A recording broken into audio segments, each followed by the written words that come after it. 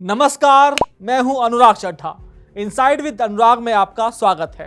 दोस्तों, उत्तर प्रदेश में एक दलित परिवार ने इंसाफ के लिए किसी पुलिस अधिकारी, नेता या विधायक को नहीं, बल्कि सीधे प्रदेश के मुख्यमंत्री योगी आदित्यनाथ को फोन कर दिया और योगी ने भी फोन उठाया और पीड़ित की पूरी बात सुनी, जिसके बाद से ही प्रशासन और अफसरों में भगदड़ है कि इस केस पर डायरेक्ट महाराज जी की नजर है। दरअसल ग्रेटर नोएडा के रबूपुरा कस्बा में 16 अक्टूबर की रात को अनिकेत नाम का एक दलित युवक अपने चाचा सुमित का जन्मदिन मना रहा था। परिवार का आरोप है कि पड़ोस के ही दबंगों से उनकी पुरानी रंजिश थी, जिसके चलते उन लोगों ने जन्मदिन पार्टी में हमला कर दिया और अनिकेत और उसके पूरे परिवार को बुरी तरह पीटा। हमले के बाद अनिकेत को अस्पताल में भर्ती कराया गया, जहां उसने दम तोड़ दिया। जैसे ही मौत की खबर फैली, परिवार और गांव वालों का गुस्सा फूट पड़ा। लाश को सड़क पर रखकर जाम लगा दिया गया। मांग वही थी, आरोपियों को तुरंत गिरफ्तार करो। पुलिस ने 7 लोगों पर नामजद एफआईआर लिखी। 19 अक्टूबर को 2 मुख्य आरोपियों युवराज और जीतू को गिरफ्तार भी कर लिया गया। पुलिस ने कहा इलेक्ट्रॉनिक सर्विलांस और मुखबिर की सूचना पर पकड़ा गया। बाकी 5 नामजद और कई अज्ञात अभी भी फरार हैं। इस पूरे मामले का संज्ञान लेने के लिए जेवर के विधायक धीरेन्द्र सिंह तुरंत पीड़ित परिवार के घर रबूपुरा पहुंचे और परिवार को आश्वासन दिया।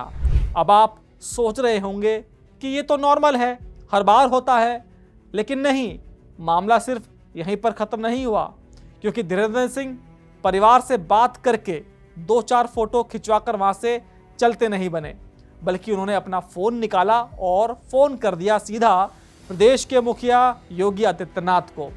और मुख्यमंत्री योगी आदित्यनाथ, जो हजारों फाइलों, प्रोटोकॉल, मीटिंग्स आदि में व्यस्त रहते हैं, उन्होंने भी अपना समय निकाला और पीड़ित परिवार से फोन पर बात की। उन्हें भरोसा दिलाया कि सख्त से सख्त कार्रवाई की जाएगी। और ये भरोसा सिर्फ शब्दों का नहीं था, ये सीधा संदेश था। एक संदेश था ग्रेटर नोएडा के कमिश्नर से लेकर रबूपुरा के थाना प्रभारी तक। ये संदेश था इस केस पर महाराज जी की सीधी नजर है। ये संदेश था कि अगर इंसाफ में देरी हुई, अगर जांच में लापरवाही हुई, तो ना जाने कितनों की कुर्सी चली जाएगी। वो थाना प्रभारी जो शायद पहले इस केस को भी पुरानी रंजिश कहकर ठंडे बस्ते में डाल देता, अब वो 24 घंटे जाग रहा है।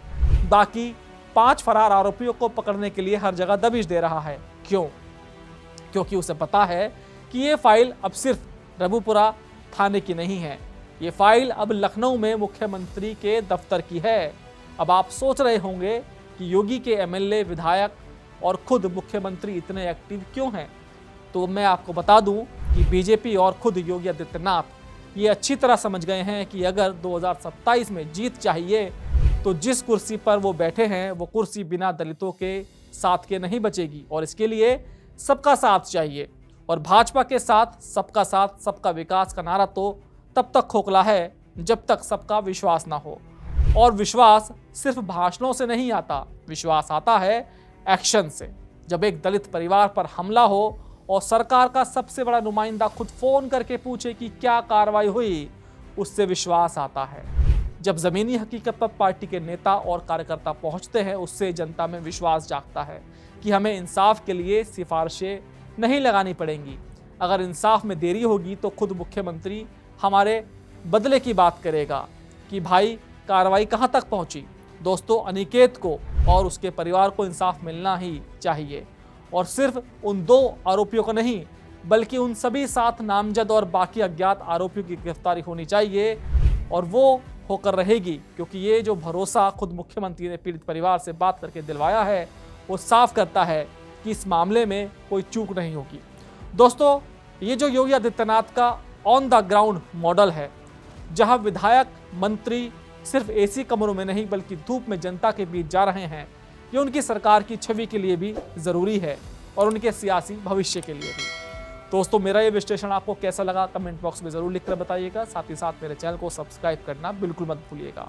तो दोस्तों, फिर आपसे मुलाकात होगी किसी दूसरी खबर के साथ। नमस्कार।